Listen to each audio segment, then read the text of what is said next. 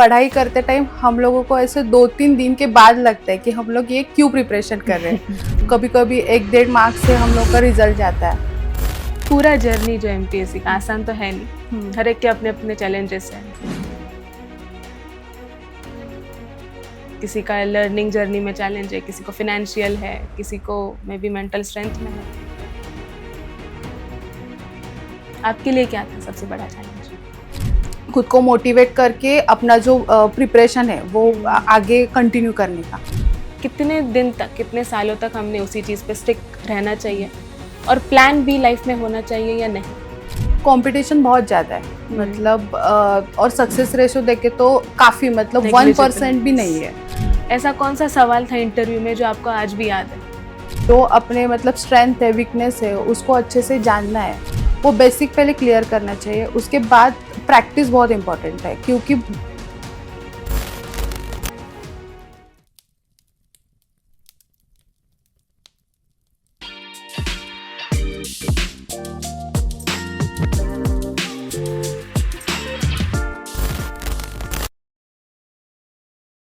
नमस्ते, aspiring dialogue के एक नए एपिसोड में मैं निर्जा अनिल कृष्णा आप सभी का स्वागत करती हूँ। आज का एपिसोड है कॉम्पिटिटिव एग्जाम के एस्पिरेंट्स के लिए। कॉम्पिटिटिव एग्जाम, जैसे कि हम सब जानते हैं, is not just the test of our syllabus. ये अपने पेशेंस का, कंसिस्टेंसी का और हार्डवर्क का भी टेस्ट है। आज के हमारे गेस्ट किसी इंस्पिरेशन से कम नहीं है। She has cleared MPSC examination in 4th attempt, selected police service and now posted as assistant commissioner of police. स्वागत करते हैं ACP साइली भोसले जी का। Saili ji, welcome to aspiring dialogue. आपका बहुत बहुत स्वागत है। नमस्ते निर्जा। ओके, सो शुरुआत करते हैं आज के कन्वर्सेशन को। चलेगा। Why have you chosen civil service and कैसा रहा आपका प्रिपरेशन जर्नी? एक्चुअली मेरा जो फैमिली बैकग्राउंड है, तो वो सब, मेरे फादर, मेरे दादाजी, मेरे अंकल सब गवर्नमेंट सर्विस में है। तो मुझे स्कूल से ही वो एक अट्रैक्शन था कि गवर्नमेंट सर्विस क्या होती है। और पापा जो मेरे काम करते, तो वो मैं बचपन से देखते आई थी। तो मेरा स्कूल से ही डिसाइडेड था कि गवर्नमेंट सर्विस जो है, सर्विस में मेरे को करियर बनाना है। फिर उसके बाद मैंने MPSC के बारे में, UPSC के बारे में जाना। उसमें मतलब जो हम लोगों को एक अथॉरिटी मिलती है, उससे हम लोग सोशल सेक्टर में बहुत अच्छे से काम कर सकते हैं। और उसके बाद जो रिटर्न में रिस्पेक्ट मिलता है, तो वो सब मैंने सोच के MPSC और UPSC करने का डिसाइड किया था।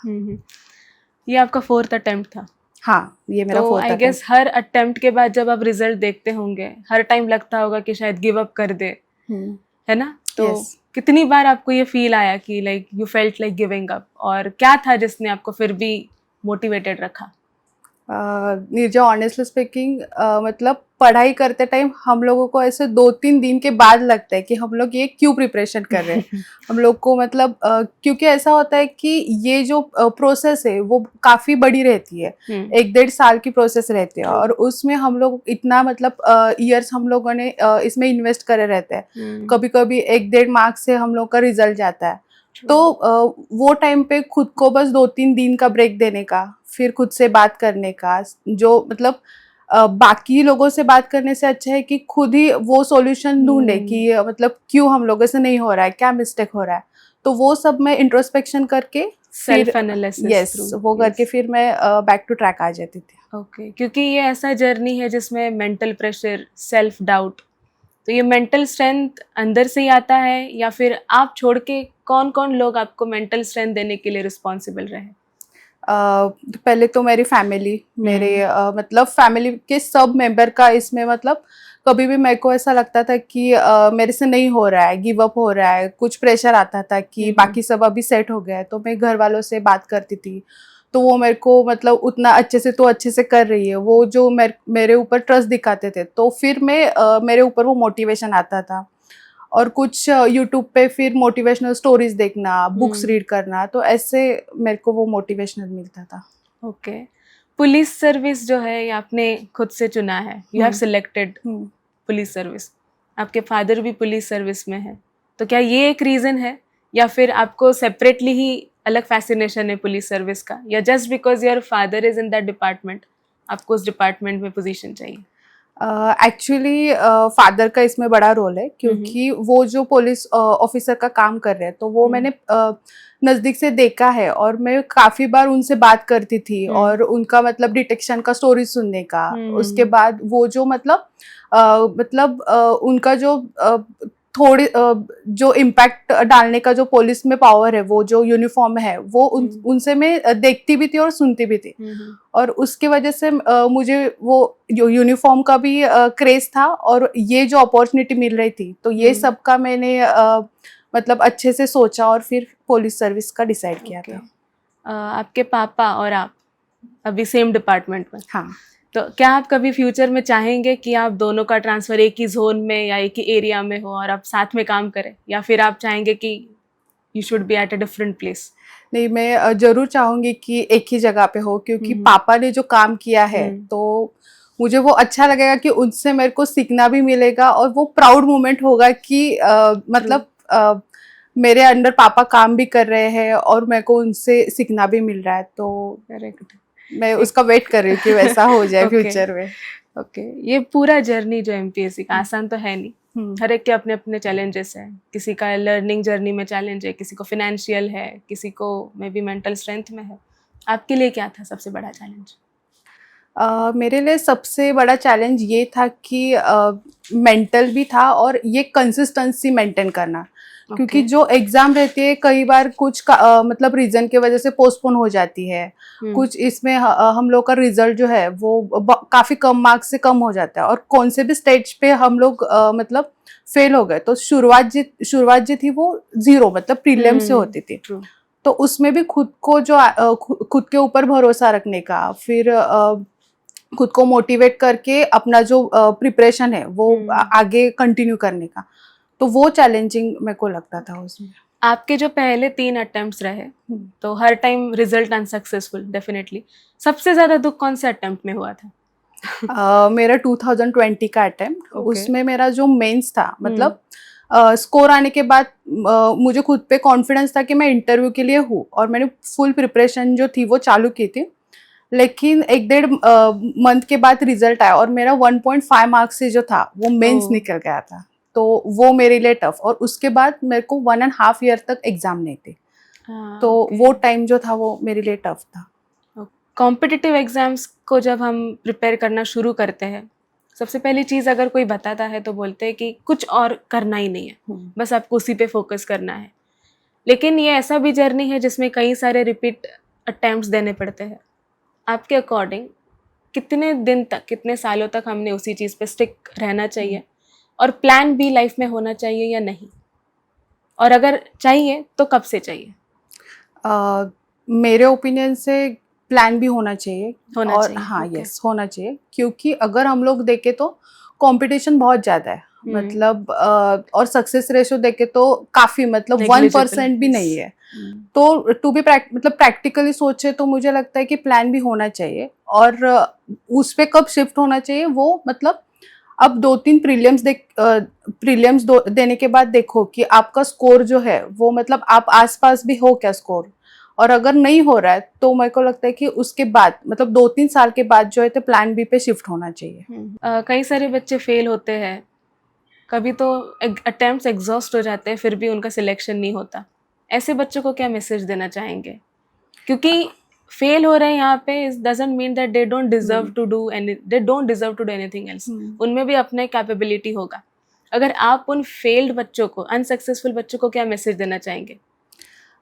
मुझे लगता है कि मतलब काफ़ी स्टूडेंट का ऐसा रहता है कि ये जो कॉम्पिटिटिव एग्ज़ाम है यही लाइफ है, मतलब इसके बाहर हम लोग को कुछ करियर नहीं है, तो उनको वो जो बाकी के ऑप्शंस है वो भी देखने चाहिए और ये एक्सेप्ट करना चाहिए कि हम लोगों से नहीं हो रहा है। और काफ़ी बार क्या होता है कि स्टूडेंट से गलती होती है कि उनके जो मिस्टेक्स है वो वही रिपीट करते रहते हैं, उसके ऊपर काम नहीं करते, मतलब सेल्फ एनालिसिस करना, जो कोई क्लियर हुआ है, जो कोई अच्छे मेंटर है उनसे बात करने का, उनसे मतलब इनपुट्स लेने का। तो मुझे लगता है कि एक खुद के ऊपर सेल्फ एनालिसिस करना चाहिए, और अगर तुम इसमें फेल हो गए तो मतलब बाकी के ऑप्शंस भी है तो वो भी खुले रखने चाहिए। मतलब यहाँ पर फेल होना is not failure of life. Yes, definitely. एक कॉम्पिटिटिव एस्पिरेंट की अगर बात करें, कॉम्पिटिटिव एग्जाम एस्पिरेंट की क्या क्वालिटीज उसमें होनी चाहिए?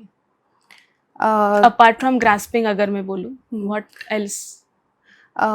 जो मतलब मैंने जो प्रिपरेशन में देखा, मेरे को लगता है कि डिसिप्लिन होना चाहिए एस्पिरेंट में, और सेल्फ बिलीफ बहुत इम्पोर्टेंट है।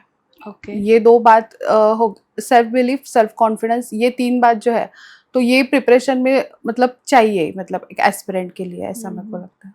और अभी जो बच्चे प्रिपेयर कर रहे हैं उनको आप स्टडी टिप्स क्या देंगे? जैसे कितना घंटा स्टडी करे, फिर ब्रेक ले, कितना लॉन्ग आवर्स होना चाहिए, एक आइडियल स्टडी प्लान आपके अकॉर्डिंग, क्योंकि देयर आर मल्टीपल सब्जेक्ट्स, एक साल आपको पढ़ाई करना है, ठीक है, तो वो कंसिस्टेंसी मेंटेन करना थोड़ा डिफिकल्ट हो जाता है। What are the study tips that you will give? मेरा तो फर्स्ट स्टडी टिप ये रहेगा कि आपके पास प्लान होना चाहिए, मतलब अगर शेड्यूल होना चाहिए, मतलब आपके पास डे का प्लान होना चाहिए, मंथली, वीकली, ये सब प्लान होना चाहिए, और आप कितना एग्जीक्यूट करते हो वो आप खुद मतलब रोज ट्रैक करना चाहिए, मतलब ये आदत मैंने डाली थी खुद के ऊपर। फिर उसके बाद जो रिवीजन रहता है वो बच्चों से ऐसा होता है कि रिवीजन के इसमें वो रीडिंग करते हैं लोग बच्चे, तो वो भी जो है वो अच्छे से करना चाहिए, और जो रिसोर्सेस है वो मिनिमम रखने चाहिए, और उसका मैक्सिमम आउटपुट कैसे आए तो वो सब देखना ये मैंने एक नोटिस किया, एक सब्जेक्ट के कई सारे रिसोर्सेस, वीडियोस, बुक्स बच्चे फॉलो करते हैं, तो मतलब कैसा होता है कि मार्केट में अगर कोई मतलब टॉपर भी बोले कि ये बुक मैंने यूज किया था ऐसे ऐसे, तो बच्चे लोग उस पे ऊपर शिफ्ट होते हैं, तो ऐसे करने से अच्छा है कि मतलब अपना कितना अच्छे से उसका रिवीजन हो जाए, उसके ऊपर फोकस करना चाहिए, मिनिमम रिसोर्सेस रखना चाहिए, और सिलेबस जो है वो बार बार देखना चाहिए कि मतलब मतलब जो पढ़ाई कर रहे हैं वो मतलब सिलेबस के अकॉर्डिंग कर रहे हैं क्या, प्रीवियस ईयर क्वेश्चन पेपर रहते हैं उसका भी एनालिसिस करना चाहिए। तो ये 4-5 टिप्स है, वो तो मतलब करनी ही चाहिए, ऐसा मुझे लगता है। सिलेबस में एक टॉपिक है या फिर एक सब्जेक्ट है एप्टीट्यूड, जिसमें quantitative analysis, reasoning and English वगैरह होता है। ये सब सब्जेक्ट इजी रहते हैं, लेकिन कोई कोई लोग इसमें अटक जाते हैं जो एक फर्स्ट लेवल पे ही आता है, तो इसका प्रिपरेशन कैसे करना चाहिए? जो ह्यूमैनिटीज के हैं उनको क्वांट्स में थोड़ा सा प्रॉब्लम आता है, इंजीनियरिंग वालों को कभी कभी इंग्लिश में प्रॉब्लम आता है, तो how to deal with this subject? वापस स्कूल का रिवाइज करना है बेसिक्स, या फिर there is something that you can help? Basic मतलब आपको खुद को देखना चाहिए कि आपका बेसिक कितना क्लियर है, उसके हिसाब से मतलब अभी इतना उसका टफनेस बढ़ गया है कि आप लोगों को वो बेसिक पहले क्लियर करना चाहिए, उसके बाद प्रैक्टिस बहुत इंपॉर्टेंट है, क्योंकि ऐसा कई बार होता है कि प्रीलिम्स के पहले 1 मंथ रहता है तो बच्चे स्टार्ट करते हैं सीसेट का प्रिपरेशन करना, तो आपका अगर वो वीक पॉइंट है और वो क्लियर करना जरूर है तो आप लोगों को थोड़ा उसमें टाइम इन्वेस्ट करना चाहिए, और बहुत सारे मतलब कैट एग्जाम के बुक्स है, एसएससी के बुक्स है, उसमें जो क्वेश्चंस आते हैं तो वो बार बार प्रैक्टिस करना चाहिए, प्रीवियस ईयर क्वेश्चन पेपर का प्रैक्टिस करना चाहिए, तो इससे मतलब कमांड आ जाता है सीसेट के ऊपर। ओके, इंटरव्यू के लिए क्या गाइड करेंगे आप? और एक सवाल, ऐसा कौन सा सवाल था इंटरव्यू में जो आपको आज भी याद है? इंटरव्यू का प्रिपरेशन मुझे लगता है कि हम लोग जब ये प्रिपरेशन स्टार्ट करते हैं, मतलब प्रीलिम्स का भी स्टार्ट करते हैं, तभी से शुरुआत हो जाती है। आपको बस वो मतलब अपना जो पर्सनालिटी डेवलपमेंट है वो टाइम पीरियड में हो जाता है, और इंटरव्यू के लिए ऐसा अलग कुछ करने की जरूरत नहीं है, बस खुद के ऊपर फोकस करना है, जो अपने मतलब स्ट्रेंथ है, वीकनेस है, उसको अच्छे से जानना है, ये सब बातें जो है तो ध्यान में रखना चाहिए। और मेरा क्वेश्चन याद है कि मेरे को उन्होंने इंटरव्यू में मुझे पूछा था कि आप डिवाइस पे क्यों चूज कर रहे हैं, तो उनको मैंने रीजंस बताए थे, लेकिन उनको वैलिड नहीं लग रहे थे। अच्छा, तो वो थोड़ा मेरे को उधर क्वेश्चन थोड़ा सा ट्रिकी था। हाँ, फाइन। जब भी यूपीएससी या एमपीएससी के प्रीलिम्स के डेट्स नज़दीक आते हैं, कुछ चैनल्स है यूट्यूब पे या फिर कुछ लोग हैं जो काफ़ी सारा फोकस करते हैं एलिमिनेशन टेक्निक पे, कई सारे PYQs निकालते हैं, कई सारे क्वेश्चंस बनाते हैं जिसमें इजीली एलिमिनेशन टेक्निक लगा के हम करेक्ट आंसर पर पहुंच जाते हैं, and they pretend as if आपको भले कम नॉलेज है बट एलिमिनेशन यूज करके यू कैन क्रैक प्रीलिम्स। इसमें रेलेवेंस है? एक्चुअली कैसा है ना कि जो पेपर रहता है उसमें 50% जो आएगा क्वेश्चंस वो हम लोगों ने जो पढ़ा है उसमें से आएगा, और 50% में आपको कुछ तो लॉजिक लगाना है। आपने बोला एलिमिनेशन टेक्निक, लेकिन एलिमिनेशन टेक्निक भी कब लगा सकते हैं अगर आपको मतलब उतना वो 50% के ऊपर होल्ड है, तभी एलिमिनेशन टेक्निक आप लोग ये कर सकते हैं। जिस तरह से प्रिटेंड किया जाता है कि एलिमिनेशन सीखो और प्रीलिम क्रैक करो, ये एक I can say stupid statement है। यस, मुझे लगता है कि ऐसा मतलब सभी बस एलिमिनेशन टेक्निक पे नहीं चलता है। मतलब आपके पास कंटेंट चाहिए, उसके बाद ही आप लोग एलिमिनेशन तक मतलब पहुंच सकते हैं, ऐसा मुझे लगता है। एक रैपिड फायर हो जाए। Okay. One word that will describe your MPSC journey. Roller coaster. Okay. Early morning study या late night study? Early morning. एक सब्जेक्ट जो आपने हमेशा एंजॉय किया?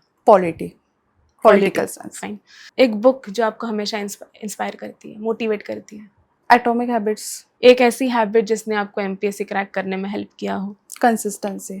Okay. And one line message for future aspirants? मेरा message ये रहेगा कि trust the process and put your conscious efforts, result आ जाएगा। ओके। और कुछ अगर आपको बताना हो आने वाले एस्पिरेंट्स को, या फिर इनफैक्ट वो बच्चे जो अभी कॉलेज में है एंड दे आर प्लानिंग कि हम शुरुआत करें, इनके लिए? मुझे ये बताना है कि ये जो कॉम्पिटिटिव एग्जाम का सेक्टर है, इसमें एंटर करने से पहले आप लोग पूरी जानकारी लो। मतलब ऐसे बस किसी का सिलेक्शन हुआ है, उसका मोटिवेशनल स्पीच देख लिया, उसका कुछ ऐसा, ये सब दिमाग में रख के अगर आप लोग इसमें आ रहे हो तो मतलब सस्टेन करना थोड़ा मुश्किल है। आपको खुद को ये मालूम होना चाहिए कि आप क्यों करना चाहते हैं, और तो पेशेंस चाहिए ये एग्जाम में। ये प्रोसेस बहुत लंबी है, पता होना चाहिए, सिलेबस पता होना चाहिए।